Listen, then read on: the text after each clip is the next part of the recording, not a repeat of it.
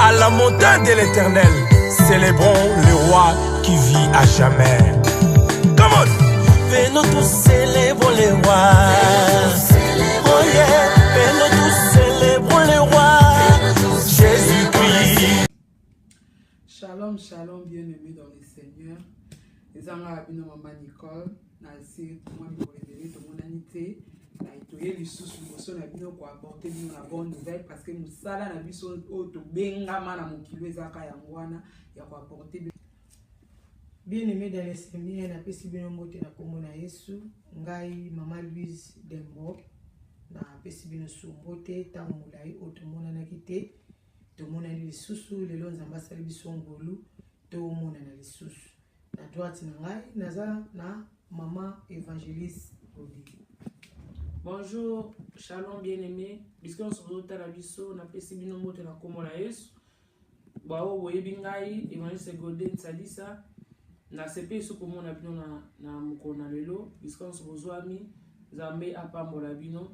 Ya solo sali mikolo mais nango na Nzambe tozongeli bino lisusu parce que Nzambe azana message na bino, Nzambe azana posta na bino lelo apesi biso pour to posta na boso na bino parce que azana lelo a réservé spécialement pour na yo et pour nanga.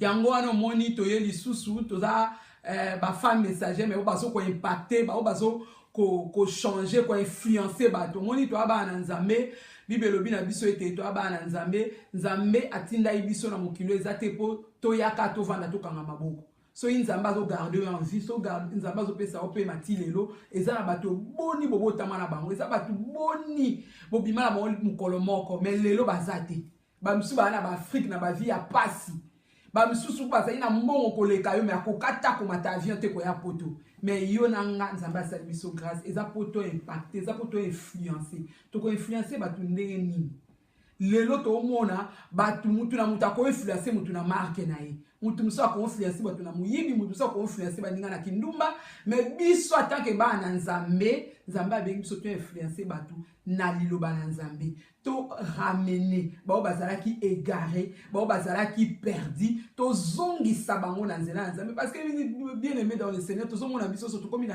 c'est le temps de la fin to komi na suka kalate yeso oya so ka okuta biso na position nini so to vandika to kangi maboko to ozela ozozela ka ozotala mokile komi na suka diable akomi na pouvoir moko akomi ko sala na niveau moko ko banga ezali sute so biso ba na Nzambe to vandi to kangi maboko to sutuka ka abwe pe yeso aye akuti biso ka bongo so Nzambe ko tuna ba tala na ba don na chaka kati na osala na onini osala na onini po Nzambe so ka tiango na kati na biso eza po alingi to influencer baninga mususu to benda bango mais soki yo zaka na batala na bando fando kanga ka maboko fando tala ka ba misusu tina na ngonini Nzambe ko tuna yo un jour Nzambe ko tuna ngana yo yango tina ni biso to tele minuto ni to lo bana yo mama yo papa tele mato samsana Nzambe tele mato influencer to impacter to ramener ba on se va faire na ndabo na opesa na verset mo avant na continuer avant na pesa malaba na mama langa to tanga na to tanga to funga bien so tanga na 2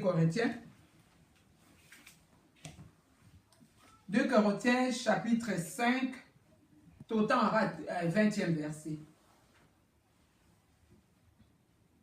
Bible lobi na biso, nous faisons donc les fonctions d'ambassadeurs pour Christ. Comme si Dieu exhortait par nous, nous vous en supplions au nom de Christ, soyez réconciliés avec Dieu. Bible lobi na biso to ça la fonction ya ambassadeur. Na sibino yo so boyebi rôle ambassadeur. Ambassadeur azali muto azo représenter mboka na ye. Donc biso de tozali a tozo représenter royaume ya papa na biso. Donc tant tozala mokili oyo esengeli na biso to représenter Nzambe.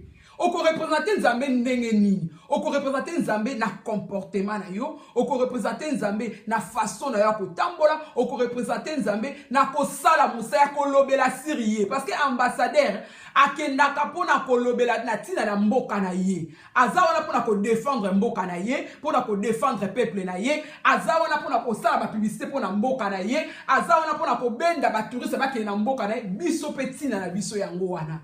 Attaque mwana Nzambe pona mukilo mutilo sazana alobana na za mwana Nzambe na mona te mutu mwana ba onga mwana Satan azate mutu to alobaka ngaza mwana Nzambe ata yibaka nga na mwana nzambe na mona muyibi aoke no yiba osenga nzambe abatele bakanga ete. Donc ça veut dire que tant ozoloba ngona munoko na yo kokisango pe na misala.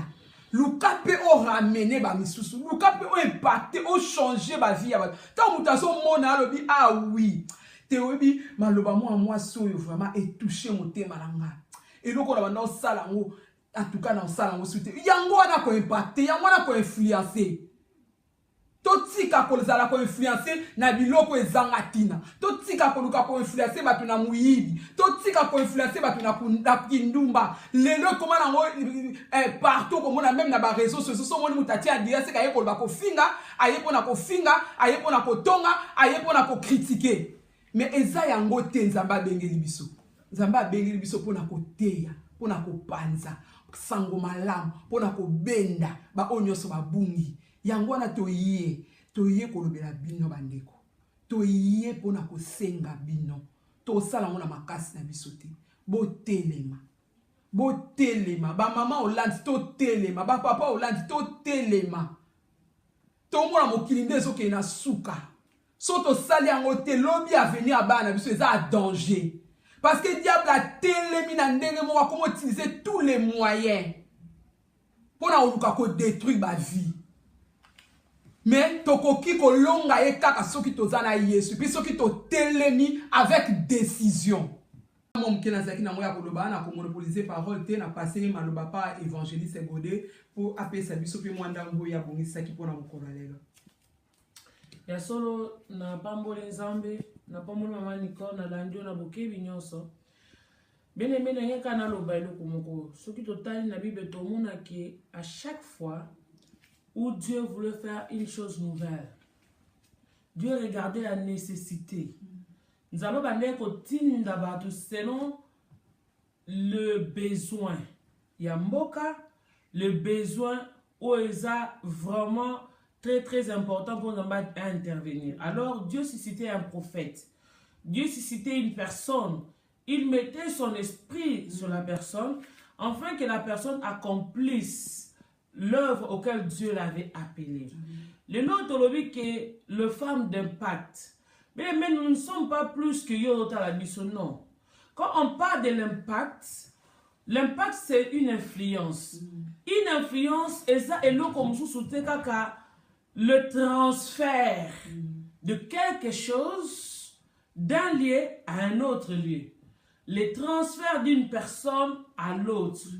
Il y a tout le monde qui est facilement moutou ou à la cigarette, soit à faire une moutou à filmarate. Ceux qui vont baser à lingani, tout va se côté vraiment ébélé. Au moins un jour à toi comme vraiment au bando tirer cigarette et à nous sauter au comme fumeur tu mais à un moment donné au meka. Bon na meka quand même n'est là. Pourquoi? Parce que l'ami a influencé l'autre. Au azali que moutou va partager ne va temps et belé.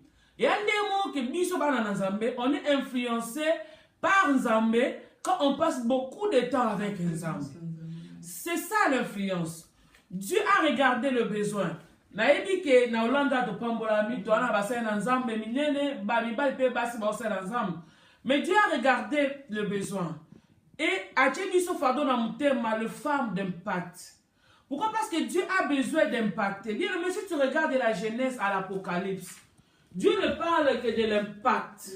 On ne peut pas devenir un bon chrétien, maman Nicole, ce qui a impacté. Amen. Maman Louise, au cas où on a une bonne femme, ce qu'on a un impact dans la communauté. Donc, une personne, on a le but à connaître le succès, il faut impacter. Quel que soit le domaine où on travaille, il y a toujours l'impact. Non, quand on a une parce que le 8, le 9 juillet, le 4 na Leiden, bien aimé, Yaka aux a décidé. Parce que tu as la bien aimé, ma femme samaritaine, tu as la bande depuis la création, même Adam. Adam, il a été impacté par Dieu lui-même. Parce que Dieu a dit, créons, faisons l'homme à notre image, à notre ressemblance, qu'il soit comme nous. Ça veut dire que Dieu avait dompté Adam de toute l'autorité de la capacité de Dieu pour Adam à impacter génération. Il y a un Bible que par un seul homme, la mort entra. Ça veut dire que par le péché d'Adam, le monde a été influencé. Et la mort est entrée dans le monde. Mais tout le monde dit que par Jésus, il y a eu un autre impact. Donc on ne parle que de l'impact et de l'influence. Bien-aimé de Dieu, Dieu nous a appelés. Maman Nicole a dit que nous avons été appelés ambassadeurs. Tu as compris une œuvre d'ambassadeur. Ça veut dire que tu as représenté le royaume qui est Jésus-Christ.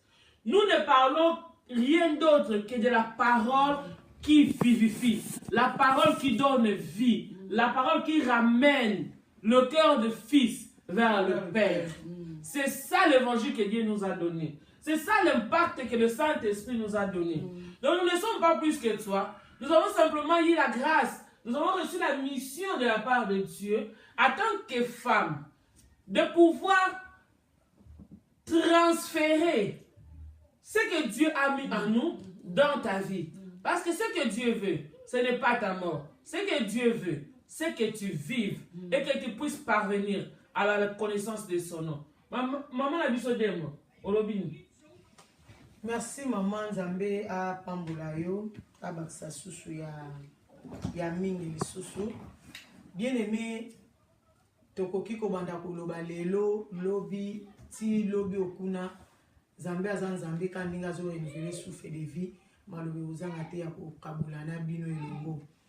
Pourquoi lelo ba obayeba kabiso na ba femme messagère lelo tozobi ke tobengami ba femme d'impact et ngelo bateke to changer loko moko ou bien to komi mwasa kuma mobali non tozaka lolenge moko tozalaki eza lelo to komi koloba ke ba obenga biso ba hollandaise pour to vandi na Hollande mais tant tozaki na Congo ba obenga biso ba congolaise d'origine na biso eza congolaise toza ba congolaise po eza mboka obiso to botama neti biso toza ya awate Bible bit bozana mukilo ne bopa partenir na awate tokoki na biso lelo babenga nga hollandaise so na longo na Hollande na ke na France babenga française mais na tikali kaka Louise Dembo du ciel mboka na nga onga na o préparer eza ya likolo yango moni likolo ngo lokwa to préparer ngo yango to benga bino tozo rappelaka bino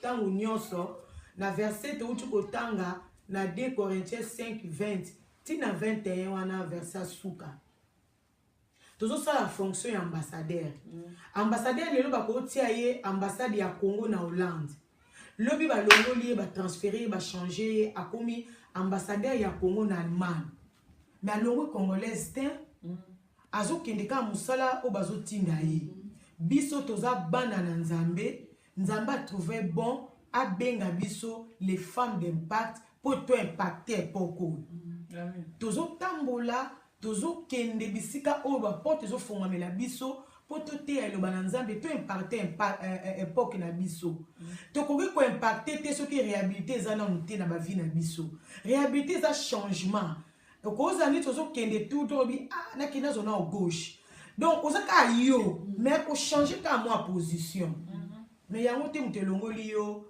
et bosani si onzelo nga okende mais na mutu na yo zoyeba ke so na sali changement oyo eza pona biti moko yango biso changement oyo to sali ya kolonga na femme messager ko koma na femme de part eza ka pona biti moko ya transmettre message pa na bino ya ko impacter époque na biso to influencer époque oyo bien aimé ma besoin na vitesse moko kande na lobaki na sport na biso ko le TGV eza vraiment na vitesse makambo to moni o tozo mona lelo eza makambo ke bando sa makala me ya kobombama bien aimé diable abimisi yango polele siko te tozo mona biloko wana to ko tika kimete fo biso peto za na vitesse moko ya devancer bango liboso vitesse na biso zaka nini ya ko pesa kaka iloba na Nzambe pa peuple de Dieu ya ko sunga ete tufa ekota te 2 Corinthiens 5 verset 21 bi mutu yo azalaki na lisumu te bien aimé kanisa iloko yo salaki te mais on accepte yango neti ondimi yango ki osalaki yango poli waka lobiko ya bato moko boye na kosala mwana mokili mutu moko osala ngo te kaka mutu moko asalaki yango akokaki yango ye wana Jésus Christ de Nazareth oyo wana naye kopresente bino na après-midi ya lelo andimaki lisumu amikomisaki moto masumu na biso oyo tozalaki bapeshere andimi komema bafardo na biso andimi mabe na biso kindoki moyibi kindumba tu ya mabe andimaki yango eza kaka po asauve humanité bien-aimé. Est-ce que mutu wana vraiment okotikala vraiment ke opesa pena mokongo oboya kufungola litoyi na opoyoka mutu alolenge wana yango bien-aimé po ozala réhabilité po na impacter yaka le 8 na le 9 juillet ya ne oya 2017 na Leiden oya koyoka. Pourquoi? Pour mosala oyo tozosala même quand ba français balobi reculer pour mieux sauter moto alinga sauter ata ba athlète ba kimara ba sautara wana azora position mo boye po aleka hauteur wana oyo batela ke limite wana aza na sena mote mais aza likolo nango yango moni ba temps vide wana oyo esalaki kati na biso esengelaki tozonga nanu toluka nanu elongi ya Nzambe. Nzamba guide biso lisusu apesa biso susu ba capacité apesa biso susu mayele a réhabilité biso susu nesika oyo tokokaki te po mutu akoki na nyonso pe azate yango wana lelo amoni ke temps ekoki tobima toyo komimonisa so epa na bino yango tozoyebisa bino ke bolimbisi moke na absence wana ebetisa bino libaku te tozaka na bino elongo ti Yesu akoya kokuta biso kaka na mosala oyo tozosala yo ndeko oyo vandi yo ndeko oyo lembi onga likamunanga likamo ya yo pesa mikumba wana Bible lobi mikumba we eleki biso kilo eza na mutu moko andimaki ne komema bafardo wana tokende kopesa yango 2 Corinthiens 5:21 lobi mutu yazaki ne la lisumu te me andimi akoma mutu na masumu bien-aimé po ngana otobika kokobeka tolo te ko maladi nanga problème nanga likambo nanga te likambo ezo déranger yo likambo ezo sala o pasi pesa ngo epa ya Yesu aza capable pesa na ba capacité ya komema ngo ya kopesa yo o ezangi kilo bien-aimé boya elongo na biso toloba tosolola toyoka ya malamu o Nzambe akopesa biso pe mokolo wana biso na bino pe tobika mokolo yango nani yango oyo akondima ete Yesu pende ayebo atikala bien-aimé Bible ezoloba na biso tribulation na tokoka ngo te babi muta osomba te muta aoteka te so oyebisa ngo vivre ndeni na monde okunde tozali lelo awa soki oluki te ozwi te okolia te yango moya miyibi koboma makambo ebelebele ezokota siko mokolo yango wana soki yotikali okosomba te okoteka te okoyiba te okozwa place moko te lelaka na onde olingi mikata okufa te bien-aimé pasi wana vraiment bien-aimé ndeko na nga ya mwasi ya mobali ondimi no pasi wana mutu akoka ngo so azate Yesu kutu kozo se deuxième fois na kwa alingi ya moti mais tozo sala ngo na proposer ba acte mabe tozo clouer sous deuxième fois na kwa alors bien-aimé tozonga na makula Yesu azawana pona biso Nzambe oyo azobatela ngana yo azopesa biso pema yende mutalobi na ngana yako yebisa yo ndeko mobali ndeko mwasi elenge loba Nzambe eye nango muto alingi koyamba ngo ayambi oyo pe alingi koyamba ngo te ye mo muto yeba Bible lobi oza libre arbitre ya osala choix mais ka ye moko azo conseiller biso lisusu to pona malamu po ayebike na capacité na biso na chair na biso to kokana biso pasité na pasi yango to sedaka yango tika to yana so pa Yesu esika oto kokate cet espace na pona kosunga biso Nzambe vraiment asunga biso Nzambe vraiment azala na biso vraiment azala na biso to provoquer tant biso moko to na ba sport na biso na ba flash na biso évangile godalo lobaki to sala tango yo moko nde mutu osana bila ya tana yo 24 wana ba pesi yo moko nde mutu provoquer tant moko wana obita onga na pesi yango pona Nzambe na ba mono sonde tozo kenda to tikeli so na ba 2 semaines yo moko yebike le 7 na le 8 na réserve on ta pona ko kende ko yoka o Nzamba tie kati na bandeko na nga wana mama Nicole Nzambe vraiment apambola yo a pesa osu ya mingi ya koleka malobeza na mboka na o mama Merci Maman Louise Mbabambola. Dès que Maman Louise a le racheter les temps car les jeux sont mauvais. Tu racheter les temps, tu commis na souka, tu commis na mikolo et béba. Donc ce qu'on racheter les temps, tu vani karolali ou kalamaboko ou soutukawe, enlèvement et ou tikali. Donc il vous a pas cité. Et on va tout racheter les temps. Tout le temps, tout qui m'a aussi matin. Toi, si on attend, il y a pour perdre, ça là n'importe quoi. Et ça, qui s'est habillé ce temps pour rien.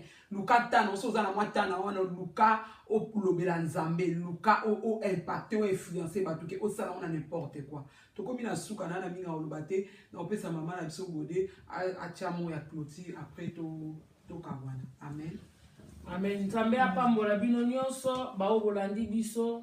Ya solo toyebi tozona kondima kenzambo aponi biso ye o a jugé biso digne ya confier biso parole.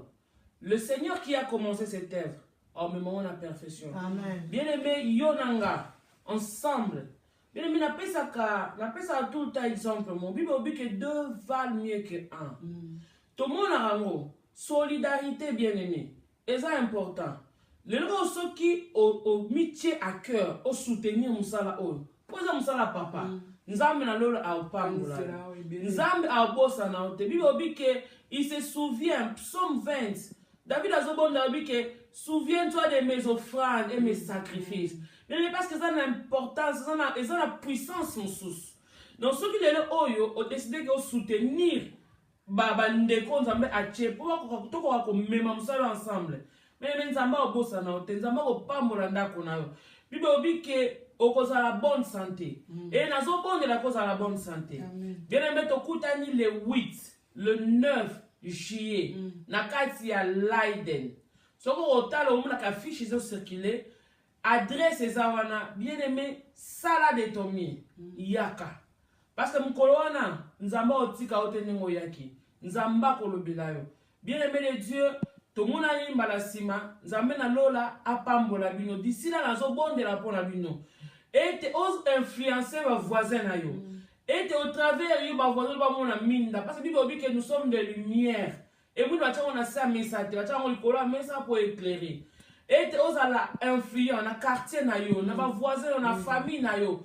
Mais ata ba check yo de côté. Nzamba paye sur leur capacité. Et te ose influencer.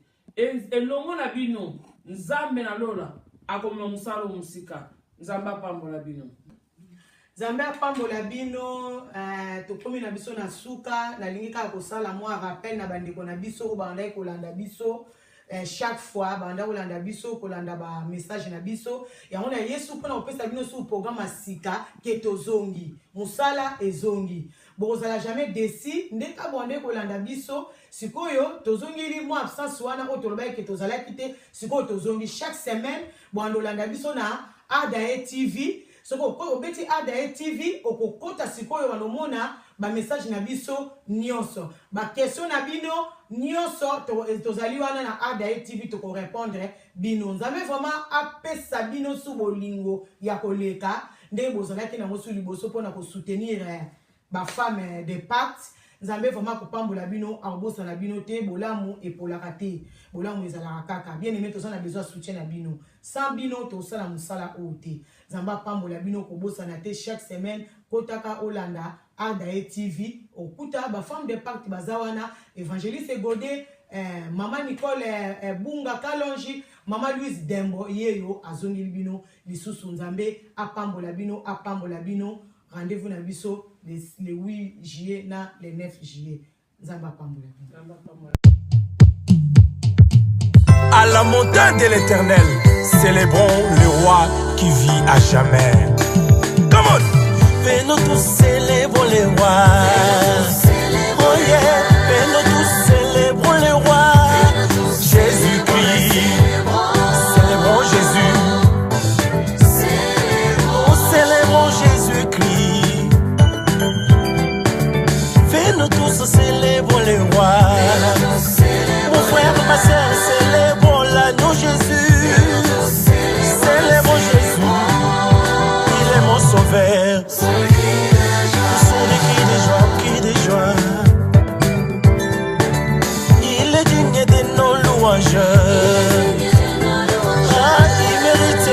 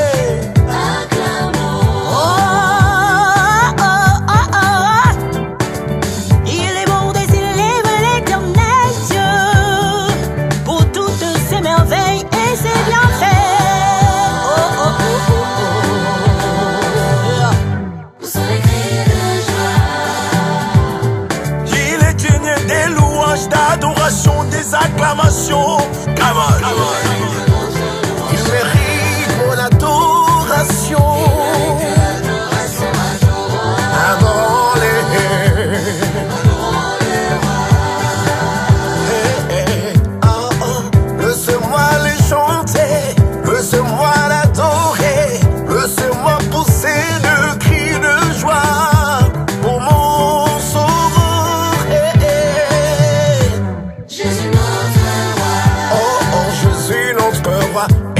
Jésus mon sauveur, notre rédempteur. Oh, nous t'exaltons, Seigneur. Nous te rendons honneur et gloire, mon Dieu roi. Oh, nous célébrons ta majesté.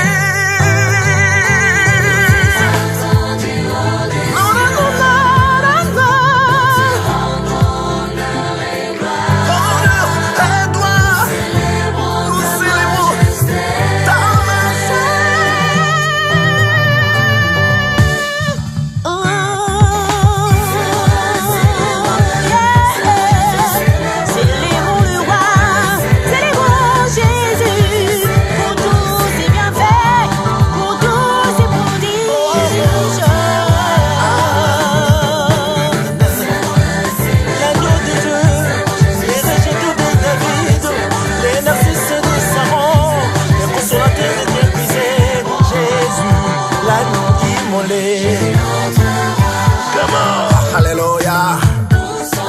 Chantons tous ensemble. Jeune garçon, jeune fille, vieil homme, vieille dame, tous ensemble. Acclamons le roi des rois, chantons tous ensemble.